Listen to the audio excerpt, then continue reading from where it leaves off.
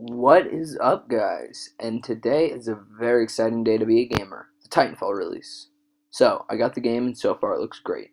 I mean, as far as aesthetics and graphics go, this game is top notch. As you all know, it's for the Xbox One and Xbox 360. I've looked at the Xbox 360 version. The graphics are lower, but other than that, it seems that similar enough that the average player won't know the difference, as the gameplay value is mostly the same. You're watching the Xbox One gameplay now. Now, before this, my channel has been mostly space engineers, but this game got my attention and I think it's absolutely worth featuring. So, here it goes.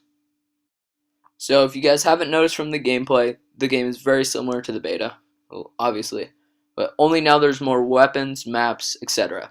So, here's my less than a day analysis of it all. Now, I had the beta, so I kind of get the gist of the game already, so maybe my playing counts for more than a day. At any rate, from my experience in the beta and the actual game, I can say that this game has the potential to break records. Maybe not this first game, but later in the franchise, when people know what it's all about and it's made an impact on the community. So here's a little background on the game for all you guys that don't know. This game was made by the original creators of Call of Duty, which as we all know is the most successful game of all time.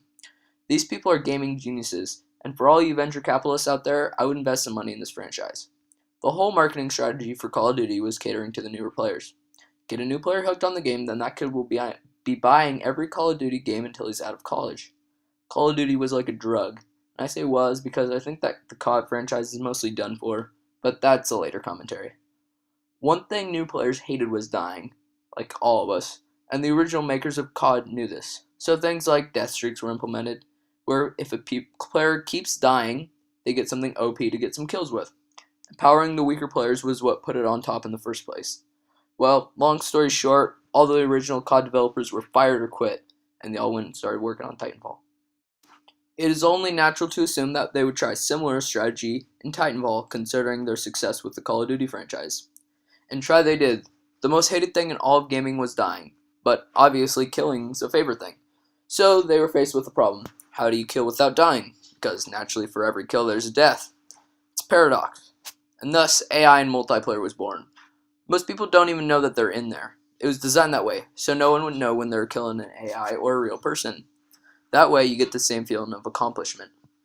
Now, I don't think they did the best job on camouflaging the AI in with the actual players, but my guess would be that 90% of the players will never know that they're killing an AI, or that they're even in the game at all. They're not hard to notice if you know what you're looking for. For starters, they never use their jetpack ability, so they're on the ground 95% of the time. So a good strategy is just stay up high and rain bullets on them. They typically don't shoot back. Put it this way, if you see someone crouching that's just all out in the open, it's an AI. I think that once the game gets a little traction, most of the experienced players will be able to pick out an AI pretty easily. The gameplay is very well balanced as well.